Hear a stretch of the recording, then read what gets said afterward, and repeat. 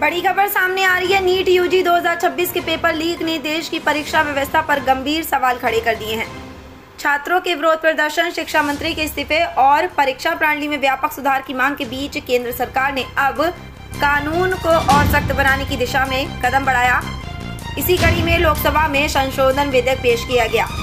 बड़ी जानकारी सामने आई है कि केंद्र सरकार ने पब्लिक एग्जामिनेशन संशोधन विधेयक 2026 लोकसभा में पेश किया। इसका उद्देश्य पेपर लीक, फर्जी परीक्षा प्रतिरूपण, संगठित नकल और परीक्षा माफिया पर पहले से अधिक सख्त कार्रवाई करना है। साथ ही जांच और ट्रायल की प्रक्रिया को तेज बनाकर दोषियों को जल्द सजा दिलाने का भी प्रावधान किया गया। कानून बनने के बाद किन परीक्षाओं पर नया बिल लागू हुआ, जानकारी आपको बड़ी खबर सामने आई है कि कानून बनने के बाद किन परीक्षाओं पर लागू होगा नया बिल। बड़ी खबर में बताया जा रहा है कि कानून बनने के बाद किन परीक्षाओं पर लागू होगा नया बिल। संघ लोक सेवा आयोग, कर्मचारी चयन आयोग, रेलवे भर्ती बोर्ड, राष्ट्रीय परीक्षा एजेंसी की परीक्षाएं, केंद्र सरकार के मंत्रालय और विभागों की भर्ती परीक्षाएं, केंद्र सरकार द्वारा अधिसूचित अन्य सार्वजनिक परीक्षाएं।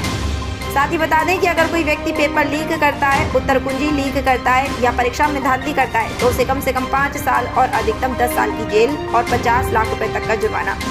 वहीं अगर कोई संगठित गिरोह या सिंडिकेट परीक्षा में धांधली करता है तो कम से कम 7 साल और अधिकतम 10 साल की जेल और 10 करोड़ रुपए तक का जुर्माना। कोई एजेंसी धांधली में शामिल पाई जाती है तो 5 करोड़ रुपए तक का जुर्माना। कोई एजेंसी धांधली में शामिल पाई जाती तो 5 करोड़ रुपए तक का जुर्माना और 8 साल तक किसी भी सार्वजनिक परीक्षा के आयोजन से डिबार। अगर जांच में किसी कंपनी के डायरेक्टर, मैनेजर या वरिष्ठ अधिकारी की मिलीभगत सामने आती है तो कम से कम 5 साल और अधिकतम 10 साल की जेल, 5 करोड़ रुपए का जुर्माना। केंद्र सरकार जरूरत पड़ने पर पेपर लीक और परीक्षा धांधली के मामलों की जांच स्पेशल टास्क फोर्स को सौंप करेगी। केंद्र सरकार जरूरत पड़ने पर पेपर लीक और परीक्षा धांधली के मामलों की जांच स्पेशल टास्क फोर्स को सौंप सकेगी। विधेयक में प्रावधान है कि जांच 2 महीने के भीतर पूरी की जाएगी। पेपर लीक से जुड़े मामलों की सुनवाई स्पेशल